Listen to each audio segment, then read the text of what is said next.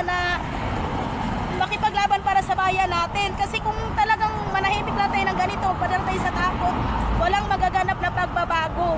Kaya ang presidente natin, yung sabi nga bangag, kasi nga wala nang direksyon. Kaya kung halimbawa manatili pa rin siya sa pwesto, ano mangyayari sa bayan natin na wala nang direksyon siya? Ang dami nang walang trabaho, mga mahihirap, ang mahal na ng mga bilihan, pati yung mga magsasaka doon sa kabutiran, wala na. Kawawa na tayong lahat nito, kaya maraming nagugutom at saka isa pa, droga. Isa yung droga ngayon na wala nang halos paano yung mga tao na mga hanap buhay, wala na kasi sa droga na lang umasa yung iba. Ang dami ng pamilya naghihiwalay dahil dyan sa droga na yan. Isa pa yung sa korupsyon. Ang korupsyon pa lang, hindi problema natin dapat yan sa taong bayan, kundi ang korupsyon nagmumula sa Pangulo ng bansa, Pilipinas. Ang korupsyon na sa kanya, magnanakaw siya kawatan. And then siya ang presidente na bangag na wala nang direksyon. Paano niya maisip kung paano niya sabayin ang bansang Pilipinas kung gano'n ang presidente natin? Kaya dapat maalis na siya sa pwesto at ang mga Duterte na lang mabuhay natin na may malasakit, nagmamahal sa bayan. Kaya dapat ngayon na huwag tayong matakot. Kung mamatay man para sa bayan, gagawin natin. Kasi para sa bayan, ito ang pinaglalaban natin. Katulad yan, niyuyurakan na tayo ang mga Pilipino. Ilan na lang nasa mga nagabuhayan ngayon, lahat nasa kahirapan na, marami nang nagugutom, marami nang walang trabaho. So ano bang gagawin natin ito? Kaya nga sinadya na ganito kahirap para wala nang makipaglaban sa gobyerno, wala nang pumunta sa ganitong gawain kasi nga siyempre walang pera, walang pamasahe. Pero kung doon tayo nakapokus sa wala tayong pera, wala tayong pamasahe, so paano na tayo kung ganito? Kaya dapat mag-isip-isip tayo katulad nito. Ibig kaya dami na ngayong mga tao, wala na kasi nga siyempre nandito. Kaya nanawagan ako sa inyo taong bayan, maawa kayo. Takbuhan yung mga polis. Baling muna natin.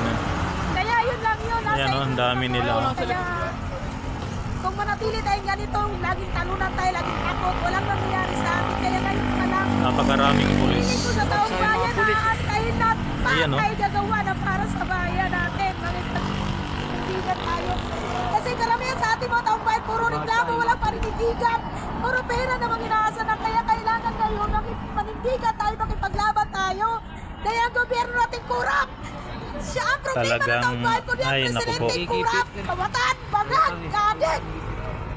Yun dami nila mga kababayan. Huwag tayong matakot kung patayin tayo. Malapit pa naman tayo sa krami.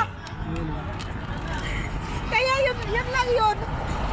Kaya maraming salamat sa mga nandito na mga Duterte supporters. Naman nakita tayo ulit kasi nga ang iba hindi pa naman dumating. Sabi ni Chito Gloria BM Campos. Maraming salamat po. Maraming salamat po. Punta tayo ng Maraming salamat po. Ang daming pulis po. Ang daming pulis. Pero paglalakad na magkakasay. lakad na po kami papunta. Dito muna tayo, tingnan natin yung mga pulis. Bakit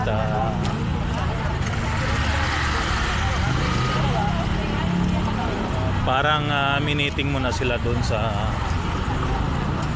pinaka-Itza Monuments.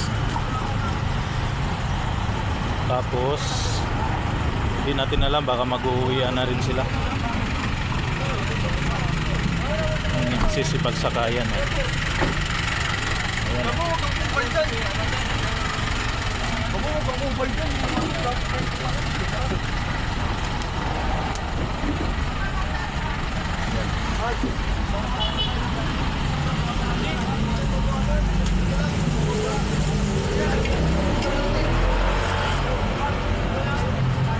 Ingat kayo dyan. Maraming salamat po.